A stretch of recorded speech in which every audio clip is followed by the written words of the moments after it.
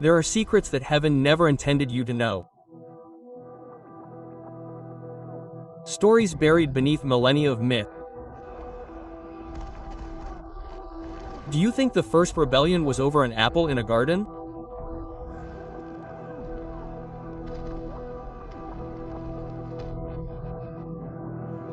You are mistaken and believe that death is the end for all men.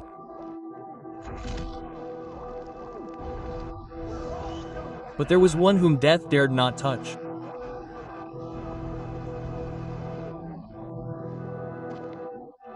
He was no king, no god, a simple scribe, the only man who saw the truth and lived to tell the tale.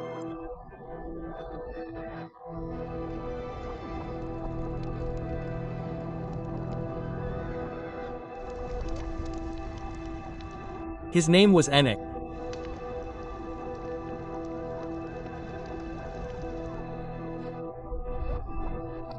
In a time when humanity was young and heaven still walked among us, the hundreds of its most powerful guardians broke their oath. Not out of pride, but out of desire. They saw the daughters of men and slew them. And in their fall they unleashed hell on earth. They forged weapons so that men would kill one another. They taught spells that twisted reality, and from their forbidden union were born the giants, the Nephilim.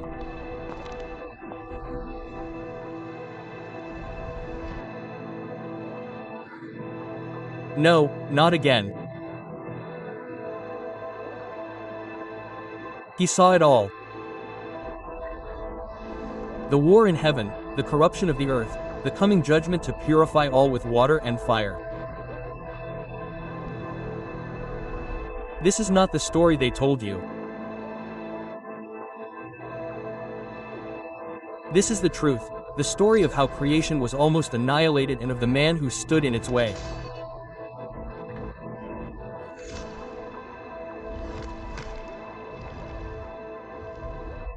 The top of the world, a place so close to heaven that earth is but a memory.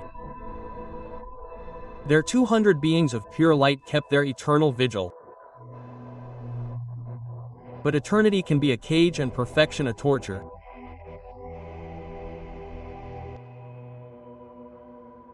Their fears hurt at home.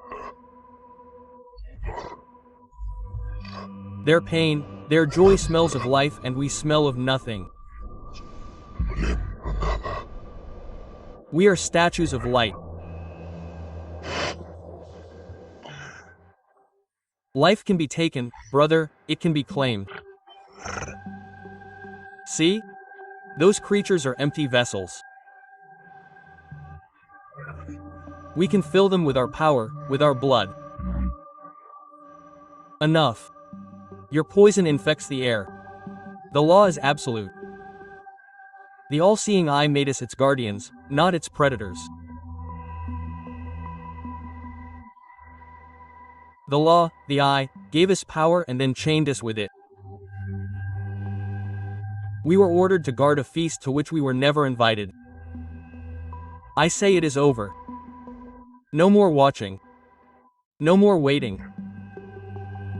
Down there lies the only truth. Flesh, blood, passion, all that has been forbidden to us. I offer you a choice. Remain slaves to the light or become gods of the earth.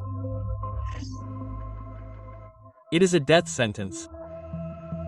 We will be wed, erased. Then let them come and find us. But I will not go alone. We will swear an oath, a pact of blood and fire.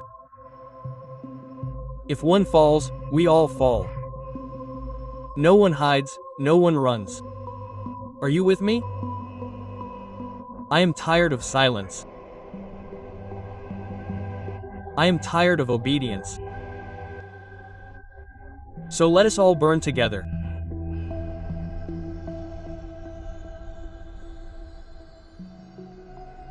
And so it was done.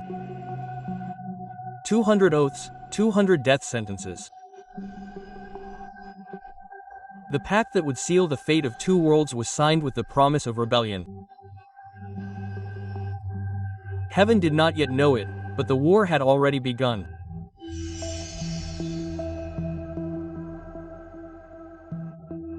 The pact was sealed, and the watchers wasted no time.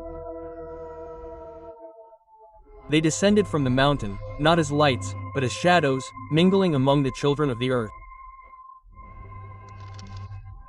And with them they brought gifts, gifts that would change humanity forever. The first was Acassel, the warlord.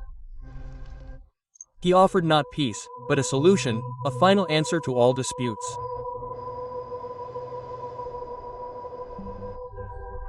A man's strength is in his hands, but his hands are weak. I offer you an extension of his will, a hand that does not bleed. What is this thing? It is cold, it has no life. It needs no life, it has a purpose. This is not a tool to build, it is a tool to finish. It is the difference between begging and taking. It is the power to end any argument. The world is not given to the meek chieftain. It is taken by those with the steel to do so. And what is the price? Nothing you would not be willing to pay.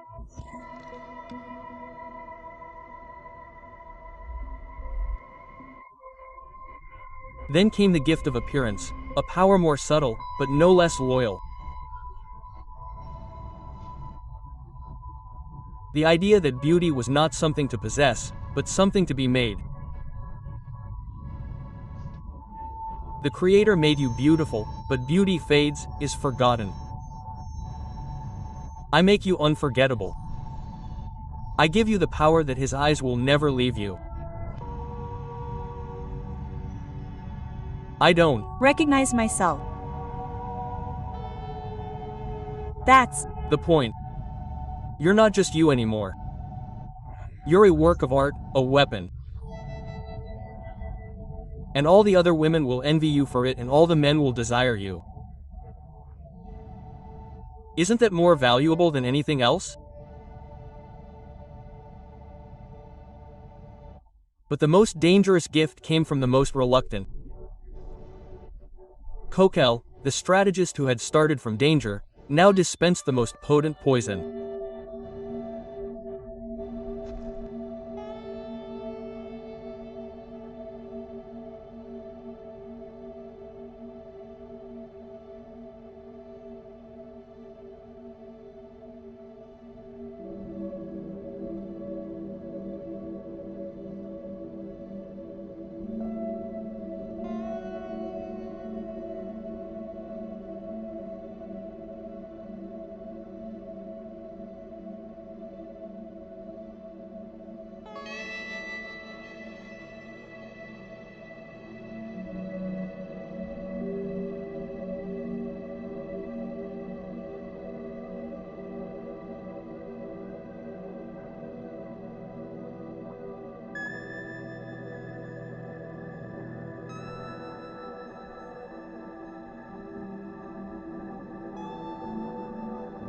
They didn't give them knowledge.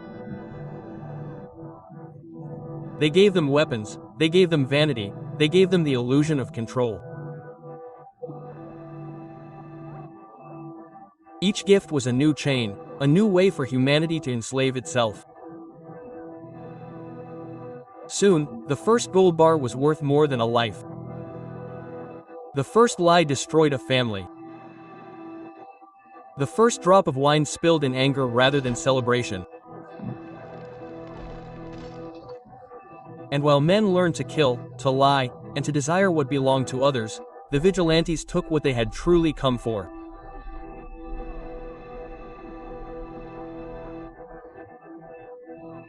The Watchers had wrought chaos, and humanity had reaped it gladly, but the gifts were only the beginning. The true reward for the Forbidden Pact would be exacted not in gold or power, but in blood and flesh. A foreshadowing of life itself was about to be born. No, no. What is this thing? Take it from me, it is no child.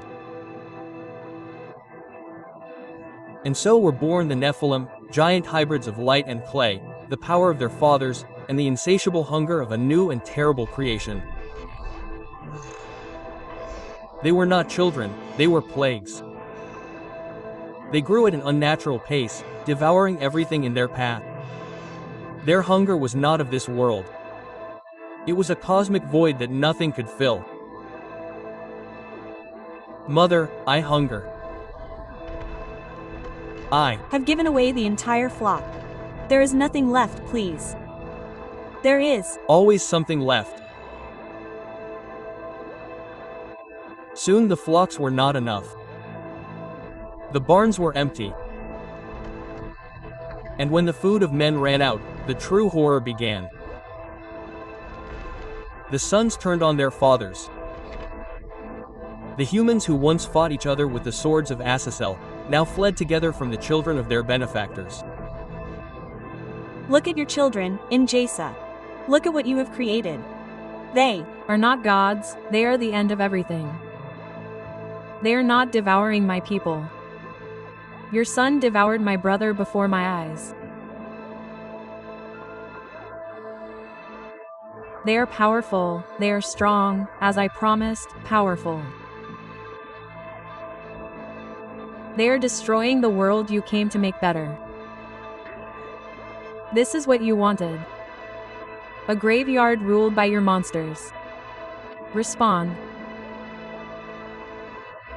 I wanted to feel, I wanted to create. This is just the beginning. It is chaotic, but it is ours. A new dynasty. Ours. You call this ours. It is our tomb Samasa. We have unleashed the end. They are not creating, they are only consuming. They are a mistake. A mistake that will erase us all. You will destroy us all. Nothing will be left. Not of us or of you. Yes, I believe they will. The world has become a feast and humanity the main course. The land that once sang praises now only scream. A cry so loud and desperate. It was meant to be heard even in the highest heavens. A cry that shook the foundations of creation and demanded an answer. While the world drowned in blood, one man felt it all. He was no king, no warrior, a simple scribe, and his storm was only just beginning. He had become a lightning rod for the agony of creation, a nerve exposed to the pain of a dying world. Enough, please, enough.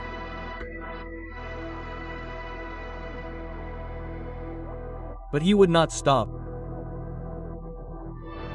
Every life that was snuffed out, every scream of terror echoed in his mind as if it were his own.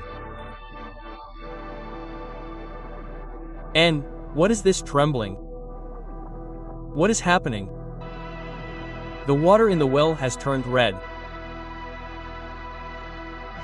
It is not a tremor, Etna, it is a scream. It is the earth. It is weeping. I can hear it, Etna. I can feel its pain in my bones. Every life that is snuffed out, every drop of blood spilled, I feel it here. What are you talking about? It's the giants. That's what we see. They're the ones destroying everything. We must flee. They're just the symptom. They're the fever. The disease goes deeper. It's the poison that runs through the veins of this world, the one given to them by the fallen. Heaven has been silent for too long, but it's about to respond. They'll respond. They'll help us. They'll send their warriors to fight the giants. You don't understand. When heaven responds to something like this, they don't call it help. They call it judgment. They don't come to save the good from the bad. They come to wipe the board clean. Us, them, everyone. The rain won't tell the difference between the righteous and the wicked. It'll just wash away the stain. Enoch knew it. The cry of the earth had been heard. The answer wouldn't come in the form of a whisper. It would come in the form of a flood. The game board was set. The pieces were covered in blood. The final judgment was about to begin. The cry of the earth was not ignored. In heaven, where time is measured not in days but in the patience of its creator, the silence was finally broken. The scales of justice, unmoved for eons, tipped with a weight of blood and tears. Creation itself, wounded and bleeding, demanded a response. But divine judgment does not descend as an anonymous bolt of lightning. It needs a voice, it needs a herald. And for this task they did not choose a warrior from heaven, nor a king on earth. They chose the one man who felt the pain of both worlds, the only one who could stand in the crack between them. Enoch, son of Jared, stand up. Who are they? What do they want from me? We are the answer to the cry of the earth. The Lord of Spirits has seen the corruption, he has seen the blood spilled, he has measured the imbalance, and he has pronounced his sentence.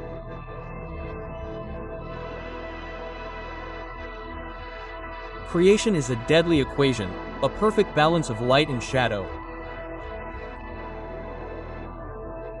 They introduced a variable that does not belong, a cancer into the divine formula. If not removed, the entire equation will collapse into nothingness. Sentence. Will you stop them? Will you end this slaughter? Please do so. They are devouring everything. You speak of slaughter. I see a festering wound infecting the body of creation. Life itself has been desecrated. Its children, the giants, are not life. They are a parody, a plague consuming its host. You cannot heal a disease by killing only the deadly symptoms. The infection has spread to the marrow. The only cure for such advanced gangrene is amputation. And that purge has been commanded. The word has been spoken and recorded. The future is fractured. Enoch. I see millennia of darkness being born from this moment. Wars, empires of tyrants. All fueled by the secrets they revealed.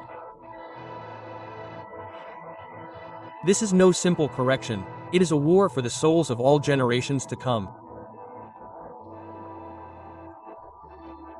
And the first battle will be to announce the sentence, a sentence that you and you alone must deliver. You have been chosen as our herald, our scribe. Your voice will be our thunder. Why? I am a mere man. I am nothing. My hand trembles at the sight of them. I cannot face those who were once their brothers. They are power and I am dust. I have a wife, children. My son Methuselah has just learned to walk. What do I tell them? That heaven has conscripted me for a war one do not understand. I am a scribe, not a soldier. My hands know only ink. My blood. Choose another, a warrior, a king, anyone. You are nothing and therefore you are everything. You are not stained by their rebellion. You do not know their pride. You can walk among them and not be one of them. Your family is a drop in an ocean that is about to boil. It will be protected. But your duty is no longer to your tent, but to existence itself. You will arise, go to the fallen, to those who chose flesh over glory, and tell them of their end, not in your strength, but in ours. The power that speaks to you now is the same that loosed the stars and can quench them. We are not asking your permission, Enoch. We are giving you a command and you will obey. Now obey.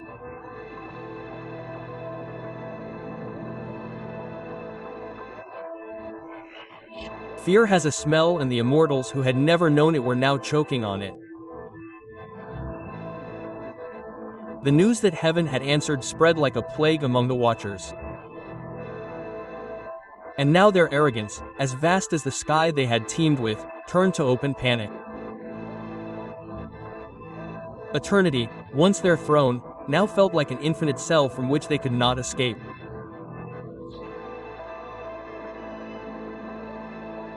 Enoch the scribe. Speak to us. What have you seen? What have you heard? The heavens have been silent to us since we descended. I have heard the weeping of the earth, and I have seen the wrath of heaven. Wrath or justice? Is there forgiveness for us? Is there a way back? Tell us there is a way. Do not beg him. You have forgotten who we are. We are the ones who dared. We will not grovel for a forgiveness that will not be given. Asahel, your pride brought us to this, so you better be silent. Do not listen to him, Enoch. He does not speak for us. You cannot speak to heaven. Your voices are no longer heard. You have become deaf to grace. But I can.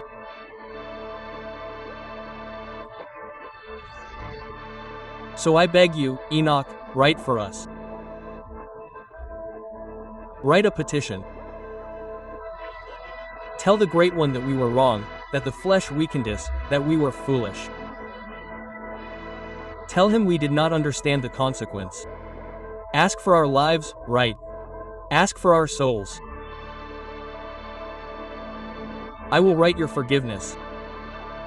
I will carry your words, but I promise you nothing.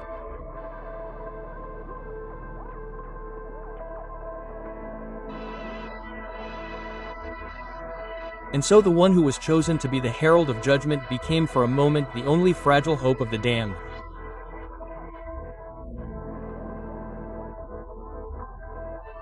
A hope that would take him to the darkest corners of creation to understand the true nature of sin. A burden no mortal should ever have to bear.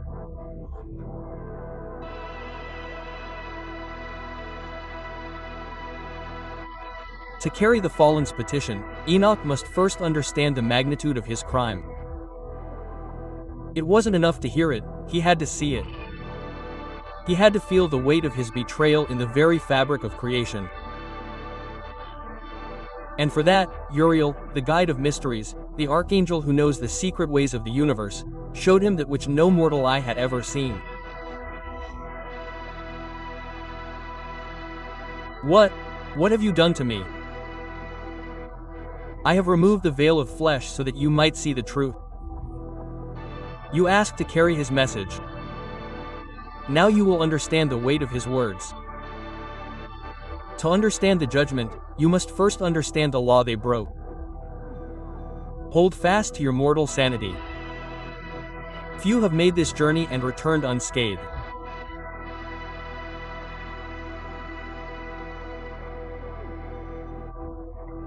The first destination was a wound in the universe, a prison made not of stone, but of darkness and eternal fire.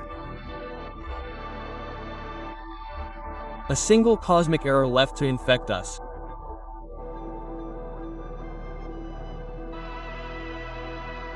What is this place? What are those stars? They are the first to break the order, the leaders of the heavenly hosts who failed to come forth at their appointed time. It was no mere delay. Enoch was an act of hubris.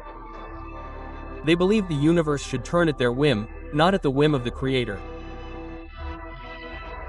They broke the harmony, the great mechanism, and through their arrogance they were bound here until their guilt was consummated.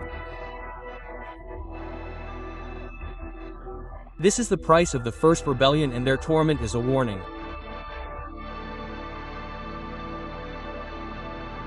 A warning to whom? To those for whom you now pled. What you see here is an ordered confinement.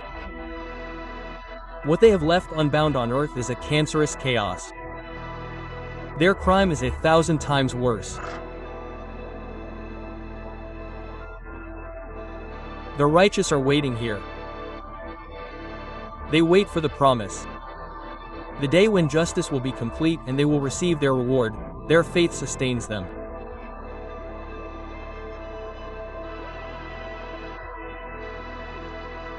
And these, the sinners who were not judged while alive, those who lived only for themselves, ignoring the law and the pain of others.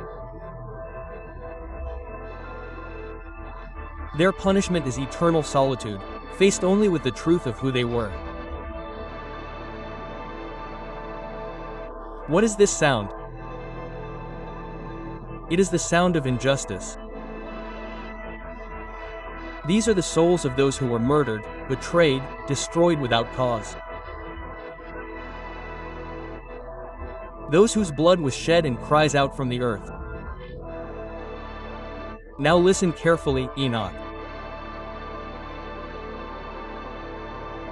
How long, Lord? How long will my blood cry out unanswered? My brother walked the earth and his descendants filled the world. While I lie here in stolen life.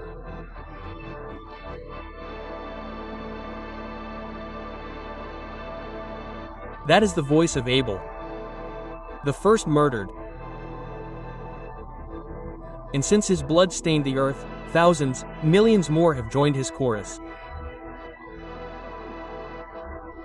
The watchers and their children, the giants, have filled this place with new voices every day. Every man they devour, every woman they destroy, every child they crush, their soul comes here. Crying out for a justice that has not come.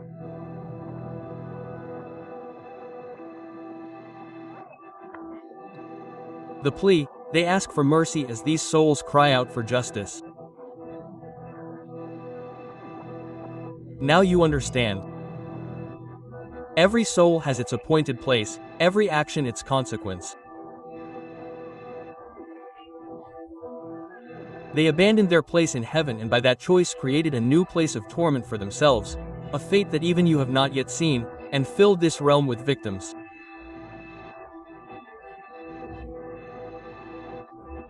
Do you think the judge of the universe will hear the plea of murderers or the cry of the slain?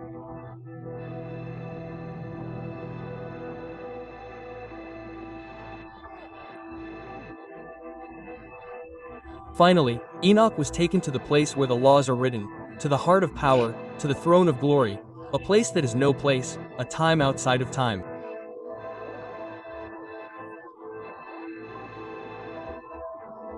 Here the galaxies are mere thoughts and eternity but an instant.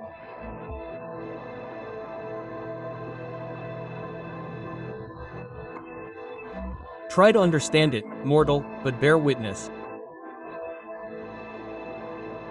Speak, write. State your cause. Oh, great one, they ask for mercy. Those who abandoned their eternal glory for the fleeting passion of the flesh. Those who taught my children to kill each other with metals that I tore for them from the earth. Those who unleashed a hunger that devours my creation. They are your creations. They fell, they erred, but now they repent of their folly. Their regret is born of fear, not justice. They mourn their punishment, not their crime. They call their calculated betrayal madness. They call their arrogance weakness. I saw their oath on the mountain. I heard their declarations of rebellion. There was no madness in their eyes, only desire. There was no weakness, only the hubris of believing themselves to be their equals. They have polluted creation, shattered order, and revealed secrets that were not theirs. There is no turning back. The damage is too great, the wound too deep. I have seen the torment of souls crying out for justice. I have felt it. But I have also seen those who fell. They were your guardians, your children of light. There is nothing left of that light in them, not even a spark that can be salvaged. The light I gave them they used to forge swords. The beauty I bestowed on them they used to seduce and corrupt. The wisdom they possessed they twisted to teach lies. Every gift given them was turned into a weapon against my children. Do not write, there is nothing left to save. Their choice was made freely and now they must face the consequences of that freedom.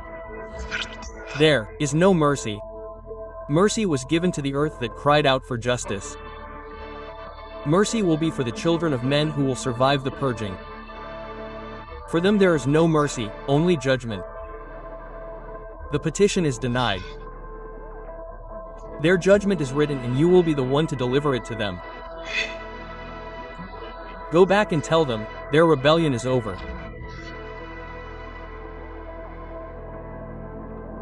You have heard it. The word has been spoken, and once spoken not even an archangel can alter it. It is the law, it is the end.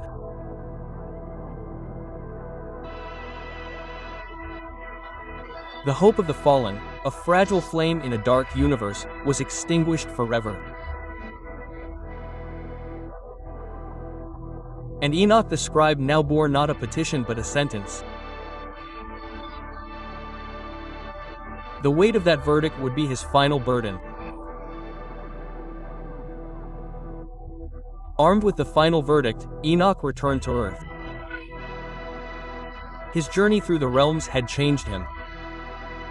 He was no longer the fearful scribe who trembled at the visions. He was now the embodiment of heaven's justice. His spirit had been forged in the fires of cosmic truth and he returned to deliver the sentence.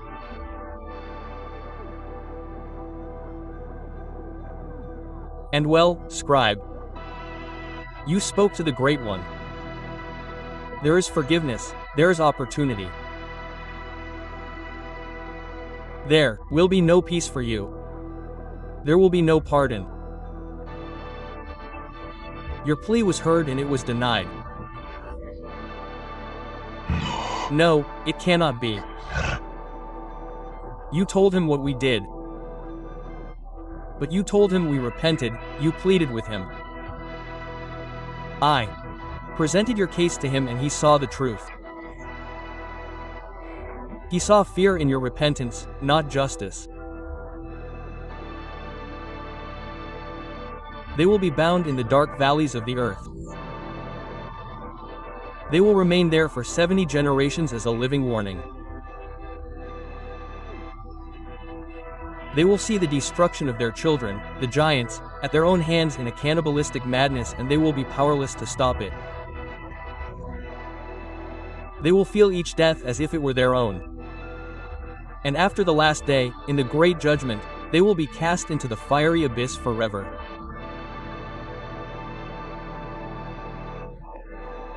Fire, chains, empty threats to scare a child.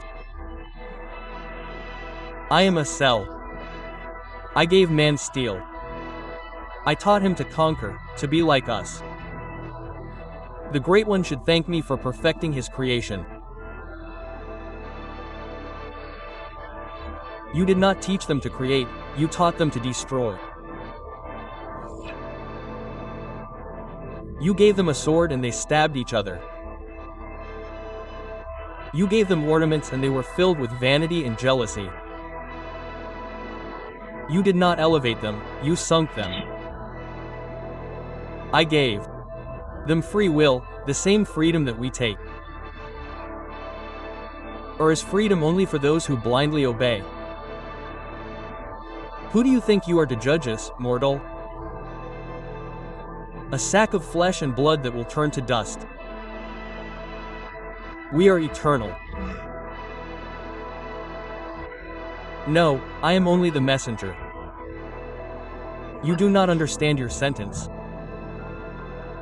It is not just fire, it is oblivion. They will suffer and no one will remember their suffering. They love to be seen and they will be erased from all memory. They will suffer in darkness and silence, and their agony will have no echo. Their eternity will be an endless void. The judgment has been passed and there is no appeal.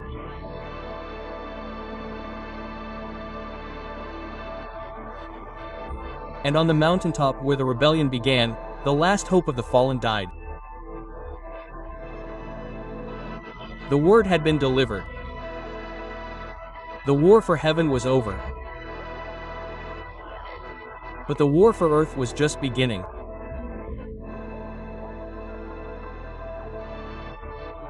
The sentence on the watchers had been passed, but their poison had already infected the world.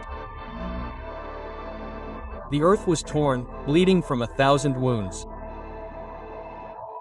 And Enoch, the witness, was forced to see the one terrible cure for a disease so deep.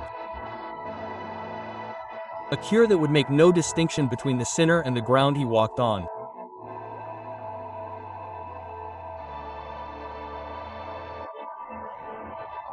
Creation was devouring itself, but amidst the madness, a single voice, a being knows in obedience, a single righteous soul in a world of monsters.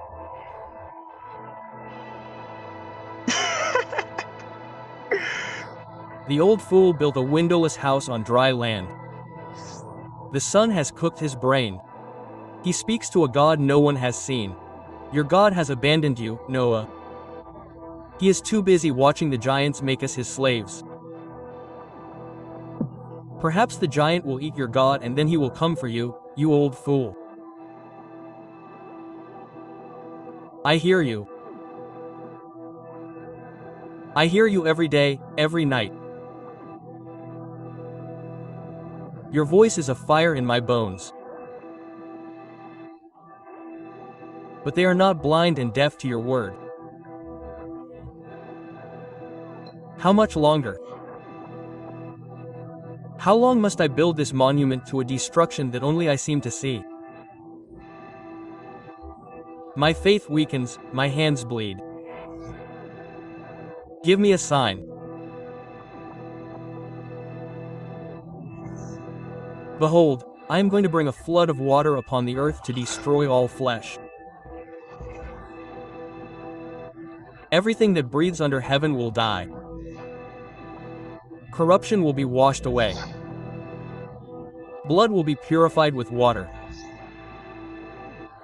The echo of their wickedness will be silenced forever. But I will establish my covenant with you, Noah, for you have been found righteous in this generation.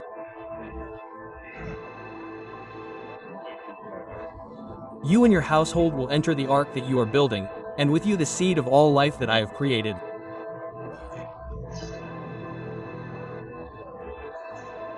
Through you life will begin anew, cleansed from the stain of the fallen.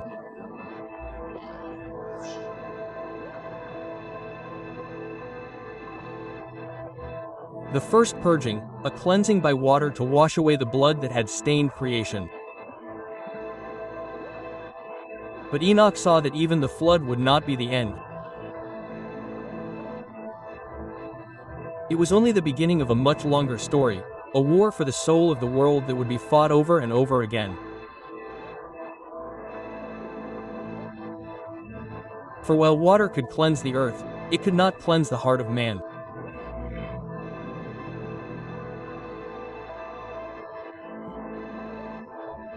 And so Enoch was shown the greatest secret of all, not the end of an age, but the judge of all ages. After seeing the purging by water, he would now see righteousness by spiritual fire. The final answer to the question that creation never dared to ask. Who has the final say? Who is it?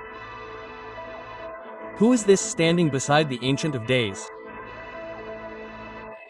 His face is not like the angels. His light does not burn. It feels like the dawn after an endless night.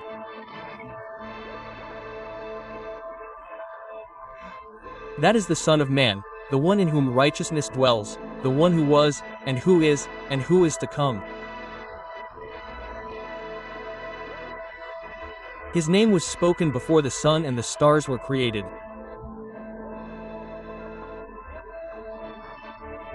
He has been hidden in the presence of the Great One, waiting. I saw the flood, I saw the destruction of the giants. I thought that was the final judgment. The flood cleansed the earth, but it cannot cleanse the heart of man. The seed of darkness planted by the watchman is resilient. It will grow again. New kings will arise, new tyrants. New empires will be built on lies and oppression. Blood will cry out again from the earth. The water was not the end, it was just a reset. He is the end. I don't understand. Is he a king? He is a warrior like Michael. He is all of these things and none of them. He will not wield a sword of metal, for his word is sharper. He will not rule from an earthly throne, for his kingdom is of this corrupt world. He is the scales in which all souls will be weighed. He is the fire that does not consume, but reveals the true nature of all things. The darkest secrets of the hearts of kings will be exposed before his light. The justice that the victims have yearned for eons will be satisfied in a single instant by his verdict. He will raise kings from their thrones and break the teeth of sinners. He is the light of the nations and the hope of those who suffer. When all seems lost, when darkness seems to have won, he will be the final word.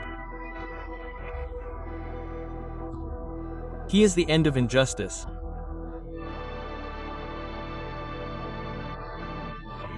And when will he come?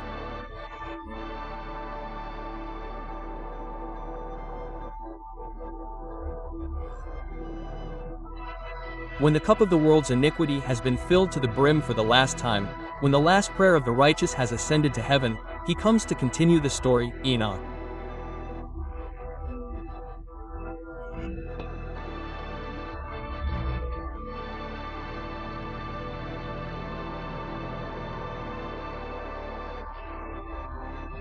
And in an instant, in a blink of eternity, Enoch saw that day, the end of all days, the moment of the great harvest. It was not the end of the world, but the end of a world, the end of tyranny, of pain, and of death. The whole of creation held its breath for the promised justice. The valleys of the earth opened, and from the depths the watchers were dragged.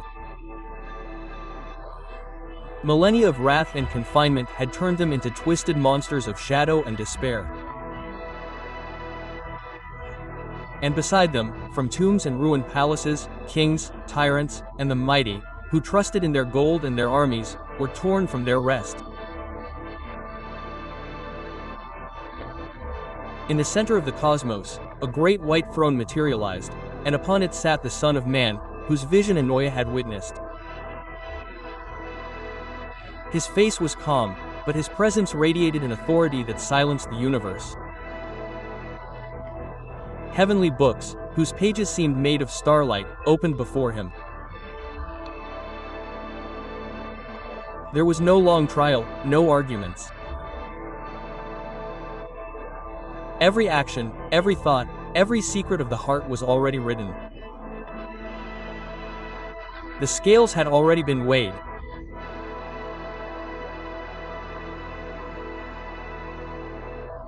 And this is your great champion, the one who judges us. I gave man fire to forge his destiny. I gave him the power to be more than clay. And for this you condemn me. Your creation was weak. I made it strong. You should thank me. The Son of Man did not respond, he simply stared. And in that gaze Asahel saw all the blood spilled by his swords, all the lives destroyed by the war he had taught. His defiance turned to a gasp of horror as he realized the true scale of his crime. I was a king, a god among men. I built empires. My name is engraved in stone. By what right do you judge me? I was answerable only to myself.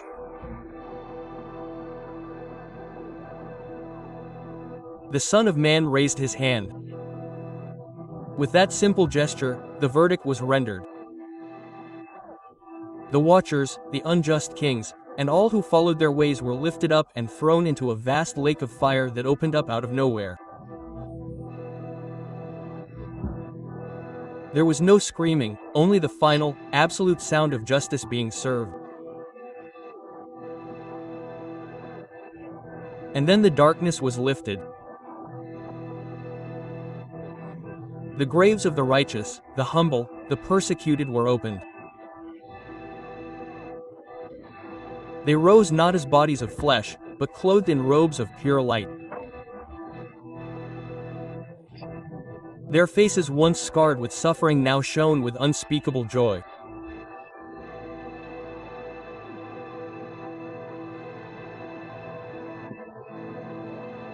Abel, my blood cries out no more. Enoch, it is answered at last. Rest now, brother. Did you see it, Enoch? You saw the promise to the end.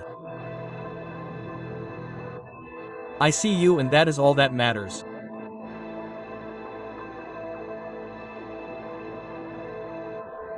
And I saw that death was destroyed and the righteous inherited eternal light. And the Son of Man walked among them, and there was no more mourning or pain, because the former things, the things of the shadow, had passed away.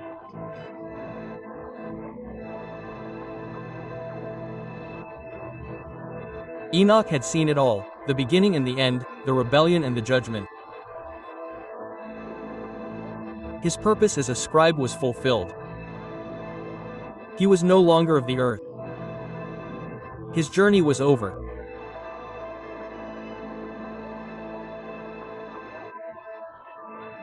All that I have seen, all that I have heard is here stored. Teach it, for in these words lies the warning and the promise. Father, where are you going? Are you leaving us? Enoch does not answer Methuselah. Instead, his gaze finds Etna, his wife, now a venerable old woman. He reaches out to her and takes her wrinkled hands in his. My journey began long before the visions, Edna. It began with you. You gave me a home in this world. Now I must go to the next. I always knew you were not of this world alone, Enoch. Go in peace. Enoch leans in and kisses his forehead. It is a silent goodbye, filled with the weight of a life shared. A bright light descends from the sky. Not the violent, searing light of the archangels, but a warm, golden, welcoming light. A spirit chariot that seems made of fire and swirling wind. It appears suspended above the ground. It makes no sound. Enoch. Weep not for me. Rejoice, for I have shown you the way. Live in righteousness. Love mercy. And wait for the light.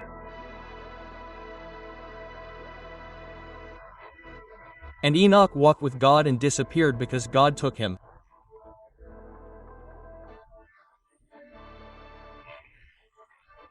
He left a legacy, a roadmap through the darkness, a testimony that even after the longest night, the dawn is guaranteed. Oh,